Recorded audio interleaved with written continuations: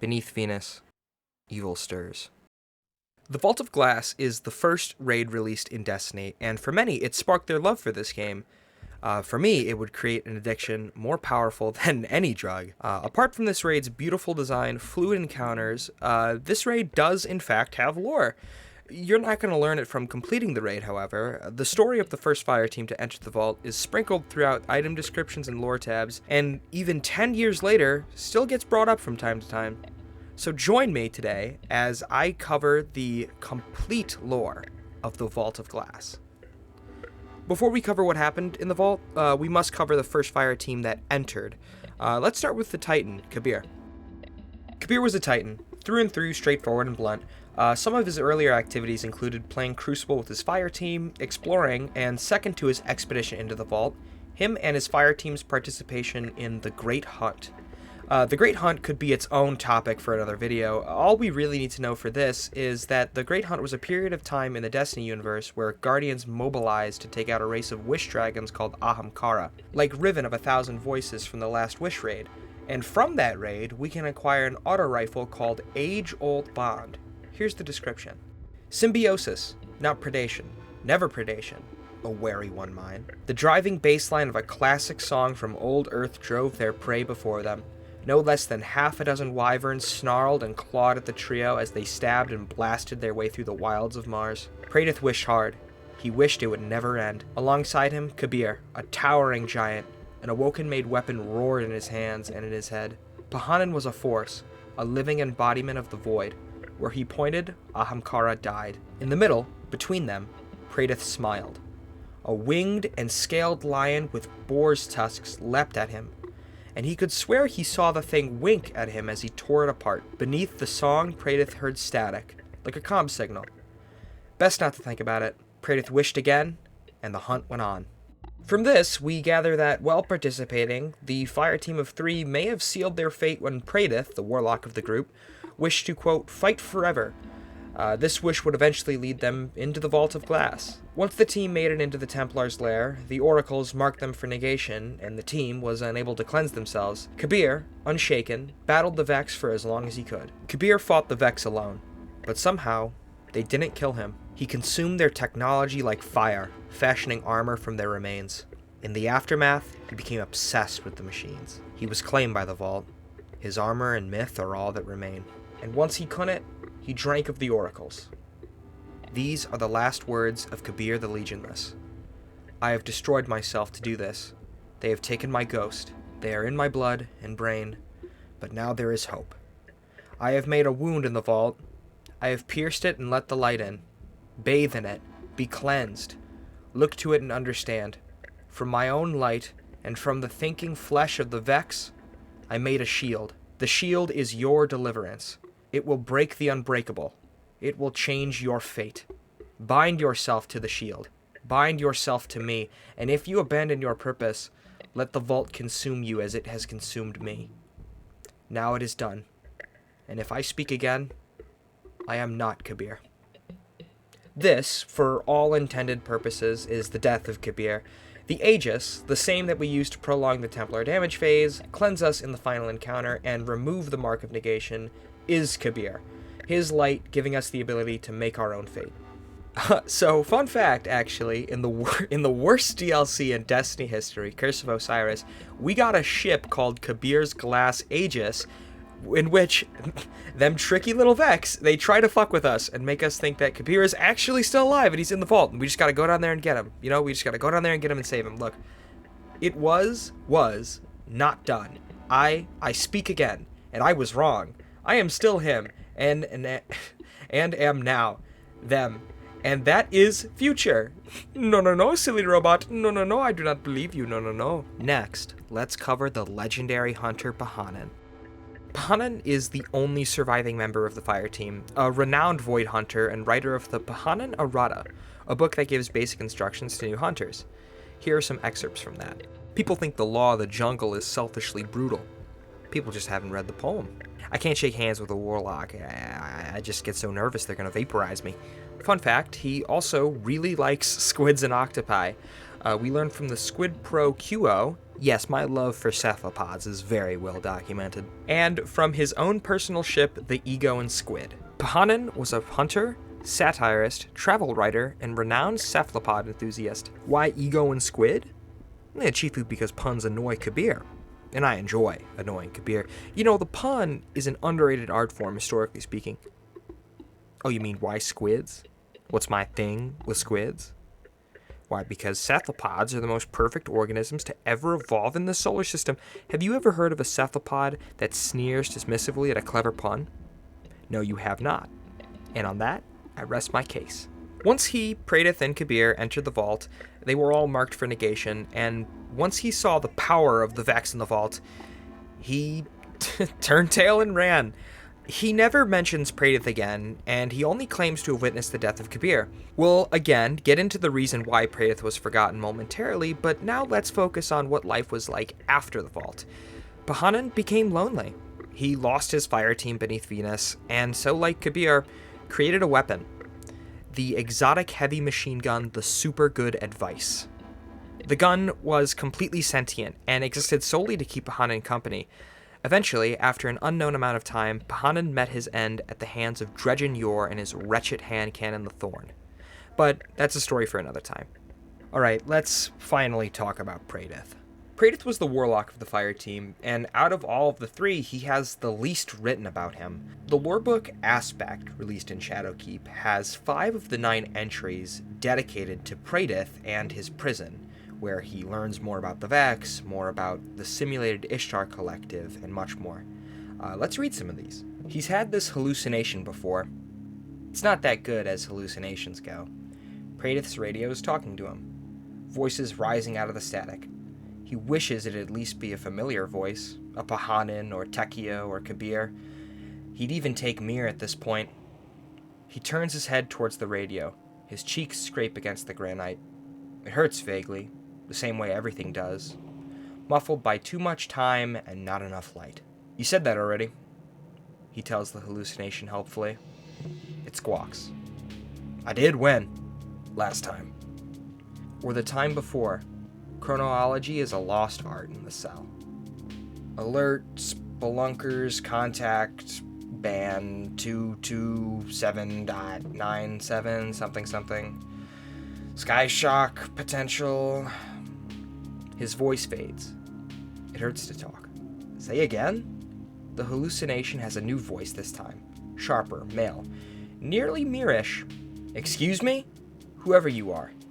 The first voice is back. We are calling from band 227.17. If you are contacted by another 227 group, we really need to know. You said that last time too. A third voice interrupts. Did the other groups use this radio frequency? They did. Praedyth hasn't had the strength for fiddling with his radio lately.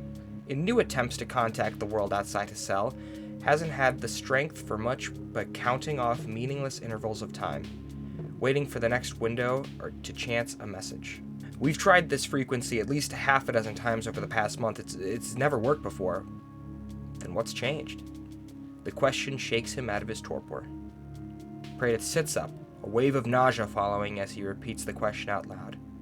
Maybe it's not a hallucination. Maybe he's finally breached the walls of the Vex somehow. Maybe he has a chance. Hello? Are you still there? All he gets back is a wash of static. Whatever signal he was picking up, it's gone. Praedyth watched from his cell for longer than he knows how to quantify, sitting inside looking out. He's seen so many different timelines, there's no way to know which are real. From a certain point, they might all be. Some things he recognizes. He sees the Traveler often, though he can't feel its light through the bars of his cage. Sometimes it hangs over a city so familiar it makes his heart ache. Sometimes it hangs in an alien sky, and foreign shapes make airy loops around it, ghosts of unrecognizable make. Some visions he gets once, while some come back over and over again.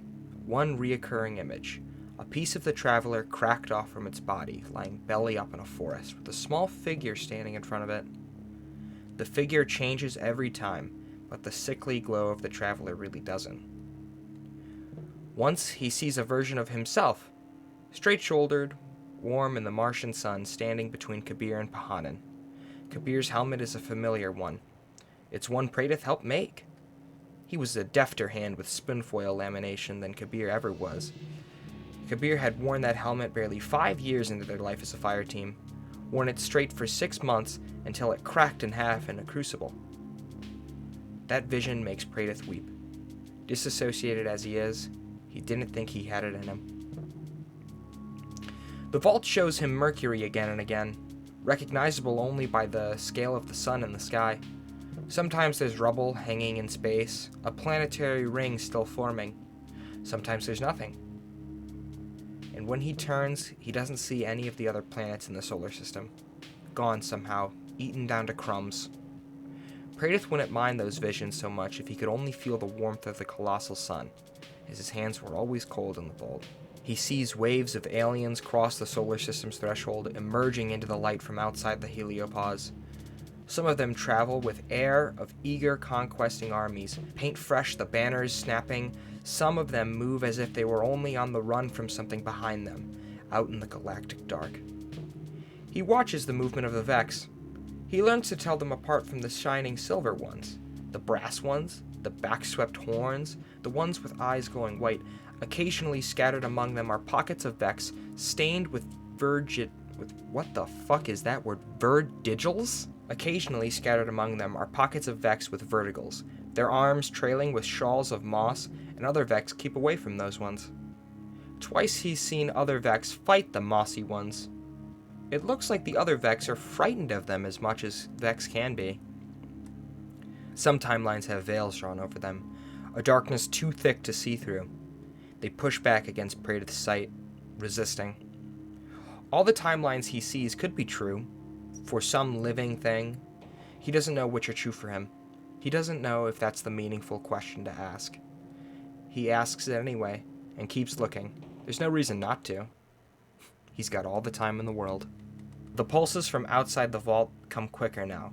More copies of the Ishtar Collective team arrive, using them for a boost, leapfrogging in the dark. Their messages are getting out there, to the ends of the Vex network. The pulses are getting strong enough that Shin thinks that they'll have a chance to boost data even beyond the network to physical reality. Whatever physical reality means to them, and to Praedyth at this point. Lifetimes deep in the Vex projections. Praedyth is attuned to the rhythm of the vault. When another pulse lines up with the momentary weakness that lets his radio work, he pushes a message through. It doesn't bounce back, it has gone through. He whoops raggedly. A dozen Ishtar Collective scientists return the cheer. They start to send messages scattershot, wherever they can, whenever they can. The pulses climb high enough to boost the signal. That works for a while. Then the pulses get too strong enough to destroy the integrity of the message instead of skimming along the top. Riding the wave, the message tumbles through and shakes under its power. If they are getting strong enough to unravel data, it could be that they're getting strong enough to carry something heavier than a pile of code. It's worth a try, Praedyth thinks. Anything at this point. Something is coming, a tidal wave's shadow looming over every timeline he can see. Its peak rises sharp over the earth, breaking the Terminator's arc with a deep darkness. The city can't escape it. Praedyth carves messages into the last function pieces of his gear. Anything that can serve as a bottle for his messages, thrown out into time's ocean. And what does a Guardian pay more attention to than their equipment? They'll catch someone's eye. Someone. He knows the wave is coming. More visions flicker past him now, burning after images into his eyelids. More timelines, a possibility or eventuality. He doesn't know. He's lost to the encroaching dark. He knows they won't be able to handle it alone, and he knows they need a warning. They need to know it's coming. Soon. The pulses are stabilizing. The voices come more often now that Praedyth has been introduced to their owners. Sundaresh, Essie, Shrim, and Dwayne McDonough. Not infinite mirrored versions of them from different timelines, but simulated all split off from the base, way back in the Golden Age it must have been. Some have grown far different from their progenitors, and some have not.